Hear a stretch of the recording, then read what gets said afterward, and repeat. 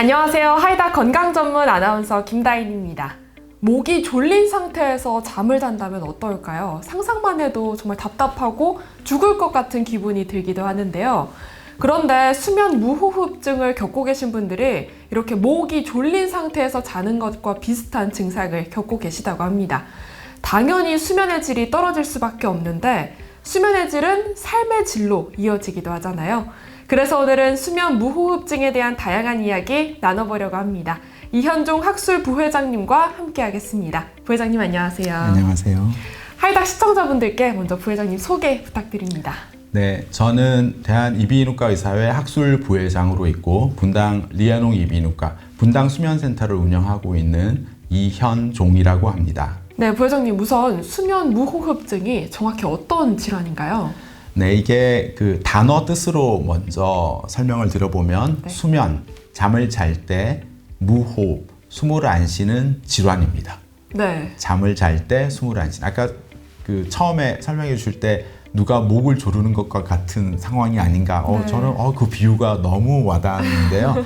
수면 중에 무호흡은 잠시 생길 수 있거든요. 근데 저희가 의학적으로 질병이다라고 하는 그런 단계는 10초입니다. 10초. 10초 이상 숨을 안 쉬는 상태를 카운트를 해서 그 카운트 개수가 몇 개인가, 시간당 몇 개인가로 따지는데 이런 무호흡증이 생기게 되면 또 어떤 분들은 숨을 안 쉬니까 이거 죽는 병 아닙니까? 굉장히 무섭지 않습니까? 이렇게 얘기하는데 다시 그 단어의 뜻으로 들어가면 수면 잘 때만 무호흡이 생기는 병입니다. 거꾸로 얘기하면 잠을 자지 않으면 무호흡이 생기지 않습니다. 잠을 잘 때 무호흡이 생기더라도 흔들어서 깨우면 무호흡이 사라지는 거니까 당장 뭐 사망하거나 이런 무서운 그런 상태는 아니고요. 네. 단지 이 무호흡증 때문에 숨을 안 쉬니까 산소가 떨어지겠죠. 산소가 떨어지니까 몸에서는 산소를 받아들이려고 막 애를 쓰겠죠. 그러면서 잠도 깨고 수면 부족이 생기고 해서 나타나는 여러 가지 질환들이 막 생기거든요. 이런 총체적인 상황을 이제 수면 중에 숨을 안 쉰다. 그래서 수면 무호흡증 이렇게 부르고 있습니다. 네, 그러면 이런 수면 무호흡증이 왜 생기게 되는 건가요? 네, 이런 질문 환자분들 정말 이제 오시거든요. 왜냐하면 생각보다 건강하신 분들, 나는 병이 없다고 생각하시는 분들이 병원에 와서 선생님 저는 왜 수면 무호흡증인가요? 이렇게 말씀을 하시는데 수면 무호흡증이 생기는 가장 큰 원인, 요즘에 MBTI가 유행하잖아요. 그래서 제가 라지 T처럼 정말 솔직하게 직설적으로 얘기하면 팩트 폭격을 하면 첫째는 노화입니다. 아쉽게도 너무 아쉽게도 노화입니다. 노화가 진행될수록 이게 많이 생기고요. 둘째는 체중입니다. 그것 또한 안타깝네요. 안타깝습니다. 더 문제는 남자분들에게 많이 생긴다는 건데요.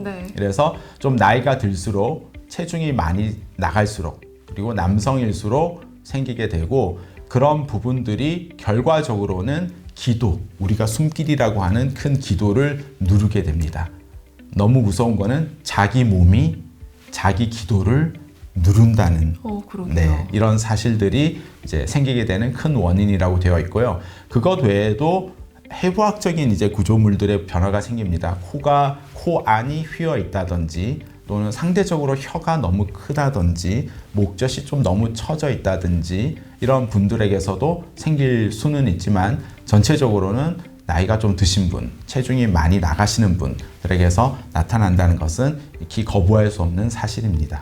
네, 수면 무호흡증이 코골이와도 관련이 있나요? 관련이 있다면 어떤 관련성이 있는지도 궁금합니다. 네, 이것도 굉장히 중요한 건데요. 수면 무호흡증 그리고 코골이, 어떤 분들은 나는 코만 고는데 무호흡은 없는데 또 어떤 분들은 숨을 안 쉴 때 컥 하는 이런 것도 코골이가 아닌가요? 이렇게 질문을 하시거든요. 이게 다 맞는 얘기입니다. 동전의 양면과 또 같은 건데 우리가 예를 들어서 밀물이 있고 썰물이 있다고 한번 생각을 해볼게요. 이렇게 물이 찼다가 물이 빠졌다가 찼다가 빠졌다가 그러면 차기만 한 상태와 빠진 상태만 있는 게 아니잖아요. 이 중간중간에도 유동적인 상태가 있잖아요. 기도가 막혔다가 열렸다가 막혔다가 열렸다가 하는 그 중간 과정은 사실은 꽉 막힌 게 아니니까 공기가 흐르고 있는데 이렇게 흐를 때 생기는 저항값이 커지면 코를 골게 된다는 거죠. 소음. 이게 소음으로 발생하는 것이 코골이고 실제로 우리가 막혔다, 열렸다 하는 것은 무호흡증으로 나타나거든요. 네. 이 두 개는 따로 떨어질 수가 없습니다. 하나의 질환인데 이것을 정적으로 보는지 동적으로 보는지의 차이점이라고 보시면 될 것 같고요. 그래서 코골이 환자들 중에서는 무호흡증이 조금 더 많이 막히는 거니까 네. 한 30%에서 50% 정도는 무호흡증이 반드시 있습니다. 그리고 무호흡증 환자는 100%에서 코골이가 생길 수밖에 없는 그런 상태가 되어버리는 거죠. 네, 그럼 수면 무호흡증이 도대체 왜 위험한 건가요? 혹시 수면 무호흡증으로 인해서 생기는 질환이나 이런 것들이 따로 있을까요? 네, 이게 이제 빙산의 일각 이런 표현들을 많이 하는데 수면 무호흡증으로 사실은 이제 코골이 소리가 더 많이 오게 되거든요. 네. 코골이 소리로 옆 사람들이 힘들어서 더 많이 오게 되고 그렇게 해서 수면 무호흡증이 발견이 되고 하는데 수면 중에 무호흡 그리고 흔들어서 깨우면 되는 거 아닌가? 그럼 호흡을 하지 않나? 라고 생각하는 이 질병이 빙산의 일각 위에 있는 부분이 아니라 바닷속에 잠겨있는 이 어마어마한 부분을 좀 이해를 하셔야 됩니다. 첫 번째 해야 되는 부분은 수면 중에 생겨나는 이 저산소증에 대한 문제입니다. 직접적인 저산소증 이거는 아주 직관적이잖아요. 네. 숨을 안 쉬니까 산소 포화도가 떨어진다. 이 저산소증은 뇌세포라든지 심장세포라든지 산소에 예민한 세포를 타겟으로 빨리 죽일 수 있습니다. 세포 손상이 많아질 수 있죠. 세포 손상이 많아진다고 해서 그 사람이 바로 한순간에 문제가 되지는 않아요. 재생되는 세포가 있을 수는 있지만 많이 세포가 손상되고 또 재생이 되면 이 턴오버가 빨라지니까 빨라지는 턴오버 자체가 결국에는 에너지 낭비가 되고 우리 몸에서 에너지 낭비의 극단적인 표현은 노화가 저절로 됩니다. 너무 무서운데요? 네, 맞습니다. 빠르게 노화가 되는 그런 과정들이 벌어지고 이게 이제 직관적인 저산소증. 둘째는 숨을 안 쉬는 그런 상태가 처음에 말씀하셨듯이 목을 조르는 상태 같잖아요. 네. 그렇게 해서 숨을 안 쉬게 하지만 내 몸은 나를 지키기 위해서 계속 숨을 쉬려고 하는 겁니다. 숨을 쉬려고 하는 이런 행동을 보면 목을 막았는데 빨대로 흡인하는 것처럼 이렇게 숨을 들이마시려고 하는 상태가 자 이제 산소 포화도는 벗어나고 이렇게 하는 상태가 흉곽의 압력을 증가시키거든요. 네. 흉곽의 압력이 증가되니까 심장은 상대적으로 쪼그라듭니다. 요거 쉽게 상상해 볼 수 있죠. 네. 그럼 심장이 상대적으로 쪼그라드니까 쪼그라든 심장에서 이 압력을 극복하고 전신에 피를 뽑아내야 되잖아요. 이런 상태가 결국 억지로 힘을 줘서 뽑아내니까 고혈압 같은 상황이 됩니다. 순간적으로 혈압이 높아지는 게 되고요. 그리고 또 처음으로 돌아가서 목을 조르는 것 같은 이런 표현을 하셨는데 진짜로 목을 조르면 사람이 숨 막혀서 죽을까요? 그러면 기도가 막혀서 숨 막혀서 죽을까요? 라고 네. 한번 질문을 해보시면 네. 답은 심장이 멈춰서 죽는답니다. 특이하죠? 네. 목을 막으면 숨이 막혀가지고 퀵 하고 기절을 할 것 같지만 네. 생각보다 목을 막으면 뭐 동맥도 눌리게 되고 여러 가지 상황들이 전신순환이 안 되면서 네. 심장 박동수가 느려집니다. 그래서 심장 박동수가 느려져서 서맥이라는 상태가 되고 그래서 심장이 완전 멈춰지는 그런 상황이 네. 벌어지거든요. 이것 자체로도 또 위험한 거죠. 어쨌거나 이런 여러 가지 상황들이 수면 중에 벌어지다 보니까 또 하나 우리가 잠이라는 것은 잠을 자는 이유는 왜 잘까요? 휴식을 맞아요. 위해서요. 네. 뇌도 휴식을 하고 맞아요. 몸도 휴식을 네. 하고 다 휴식을 해야 되는데 뇌가 휴식을 못하는 거죠. 여러 가지 이런 밤 동안에 무의식적으로 무호흡이 생기니까 그걸 극복하려고 하는 상태로 뇌는 자꾸 깨려고 하거든요. 네. 그래서 뇌가 휴식을 못하는 상태가 되고 뇌에서 노폐물 처리가 안 되는 그런 상태가 되고 이런 여러 가지가 벌어지니까 전신적으로는 스트레스 호르몬이라고 하는 코티졸 호르몬이 많이 나오거든요. 이런 게 많이 나와서 그 스트레스 호르몬으로 인해서 상처를 받는 장기, 당뇨라든지 혈관 내피세포의 손상으로 인해서 생겨나는 많이 진행을 하면 뭐 겉으로 이제 나오는 증상을 얘기해야 이제 환자분들이 이해가 편한데 탈모도 생겨날 수 있고 남자분들은 또는 남자분들은 성기능 저하에 여러 가지 남성 호르몬 저하. 그러면 남자로서의 매력이 뚝 떨어지는 그렇죠. 거죠. 네. 그런 상태까지 벌어지는, 극단적으로 얘기하면 상황이 벌어지고 기본 장기들이 심장이라든지 또는 뇌혈관 질환이라든지 이런 것들이 막 생겨나는 거예요.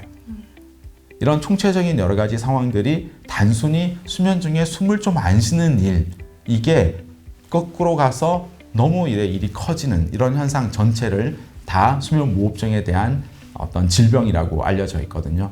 그래서 이게 굉장히 중요하고 어마무시한 그런 결과가 나타난다. 이렇게 보시면 될 것 같습니다. 네, 수면 무호흡증을 겪고 계신 분들이 이제 병원을 방문하게 되면 그럼 병원에서 치료는 어떻게 이루어지나요?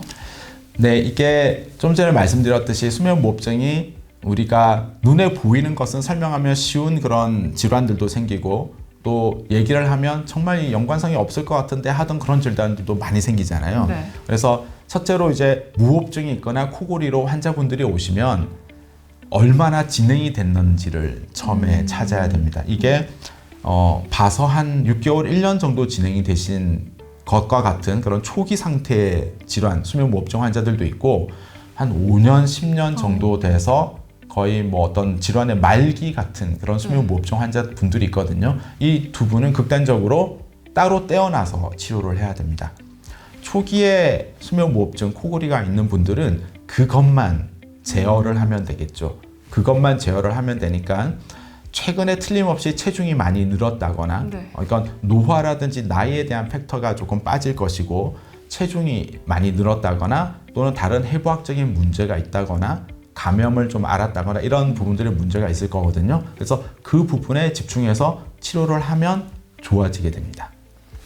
말씀드린 것처럼 길게 말기 어떤 질환처럼 오랫동안 증상을 알아오셨던 분들은 수면 무호흡증과 코골이만의 문제가 아니라 좀 전에 말씀드렸던 여러 가지 질환들, 당뇨, 고혈압은 너무나 기본적인 것이고 그것 외에도 몸에 생기는 변화들, 뭐 탈모라든지 남성 성기능 부분의 문제라든지 또는 골다공증이라든지 정말 많이 가서는 치매라든지 뇌질환과도 연관성이 있거든요.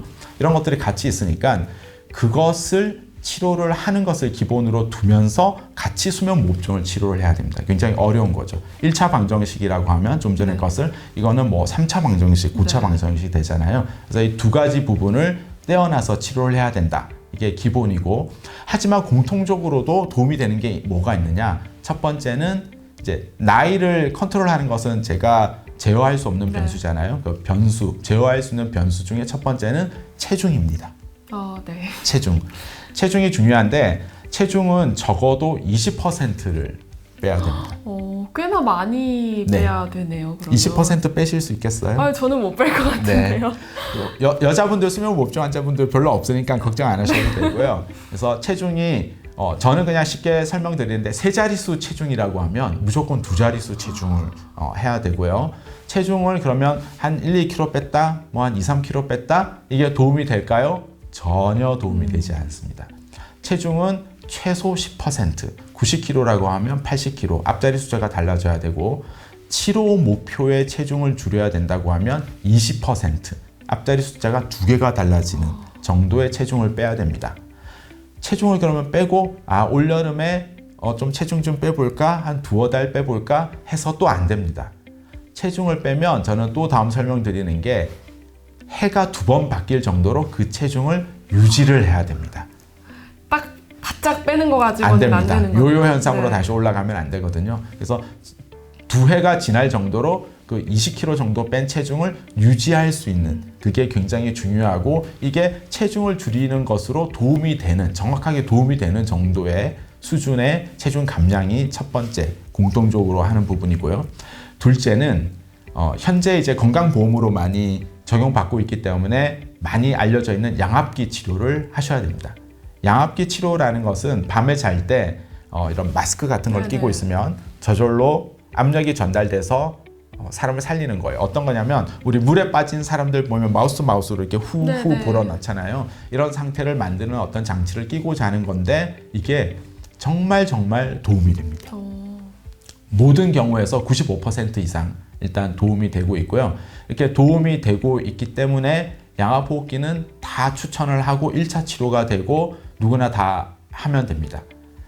문제는 이 양압기 치료도 아까 체중 감량을 제가 2년 동안 유지해야 된다고 했잖아요. 양압기를 2년 이상 유지를 해야 되는데 평균 2년 유지율이 80%가 맥시멈입니다. 10명 중에 8명 정도. 한두 명은 탈락을 하게 되어 있습니다. 뭐 여러 가지 핑계거리는 많을 수 있으니까. 그렇지만 80%는 거꾸로 얘기하면 도움을 받는다는 얘기잖아요. 이렇게 잘 유지를 해야 되는 게 제일 중요한데 안 되는 그 20%는 그럼 어떻게 할 것이냐. 그 다음 치료로 턱을 앞으로 빼어내는 구강장치 치료라는 게 있을 수 있고 그 다음 치료로 이제 해부학적인 문제가 있거나 여러 가지 이런 문제들을 해결하는 수술적인 치료가 있습니다. 이런 여러 가지를 일단 하나하나를 다 접목을 해보고 그 다음에 하나하나 접목이 안 될 때는 2가지 또는 3가지를 복합적으로 하는 겁니다. 예를 들어서 체중을 빼는데 그냥 체중을 빼면 잘 안 빠집니다. 왜냐하면 무호흡 상태가 무산소 상태니까 무산소 운동 이렇게 돼버리거든요. 그때는 양압기를 끼면서 체중 감량을 같이 하는 거죠. 그러면 유산소 운동이 되거든요. 이런 식으로 2개를 겹쳐서 하거나 또는 양압기를 끼면서 수술적인 치료를 같이 하거나 이런 것들이 다 도움이 됩니다. 그래서 또 고차원적인 얘기는 의료진이랑 같이 좀 하시는 게 좋고요. 일단 좀 어려운 얘기지만 이런 부분들을 같이 함으로써 어떻게든 치료를 받아야 됩니다. 이런 방송을 할 때 되게 코골이나 수면무호흡증 있을 때 나는 뭐 간단하게 코골이만 있고 수면무호흡증만 간단해 있는데 뭐 이런 어려운 얘기를 하냐라고 말씀하시지만 저희가 보는 환자들 중에서 20-30%는 정말 코를 골거나 이렇게 초기 단계에서 오지만 정말 60-70%는 나이가 좀 많아지면서 다른 질환을 꼭 가지고 오시거든요. 그러니까 이분들이 가벼운 상태로 오신 분들의 얘기만 듣고 그거 단순히 코만 골고 단순히 뭐 그 정도만 하면 되지 내가 뭐 이런 것까지 치료를 해야 돼 라는 이런 생각과 인식을 가지면 굉장히 큰일 나는 거죠. 정말 중요하신 분들한테는 이것을 반드시 치료해야 되고 꼭 어떤 방향성을 틀어야 되거든요. 그분들에게 이 질환 자체가 너무 폄하되거나 너무 가볍게만 가면 안 됩니다. 이것은 굉장히 무서운 질환이라고 보아져야 되기 때문에 제가 이렇게 한 번 더 강조를 드리고 있고 꼭 치료를 받으시라. 그리고 꼭 전문의와 상담을 하셔서 정말 인생의 20-30년의 그런 라이프 스팬을 더 길게 할 수 있는 방법들이니까 굉장히 중요하다. 마지막으로 이 말씀 드리고 싶습니다. 네, 이렇게 수면무호흡증의 증상과 원인 또 치료법까지 자세히 이야기 나눠봤는데요. 부회장님 말씀 듣고 나니까 또 수면무호흡증을 겪고 계신 분들이라면 가볍게 이 병을 넘기지 마시고 꼭 병원을 방문하시고요. 또 무엇보다 건강한 생활 습관으로 적정 체중을 유지하는 게 무엇보다 중요할 것 같습니다. 부회장님 오늘 말씀 너무 감사합니다. 네, 저희는 다음 시간에도 건강한 소식으로 찾아뵙겠습니다. 지금까지 이현종 학술 부회장님과 하이다 건강 전문 아나운서 김다인이었습니다. 감사합니다. 감사합니다.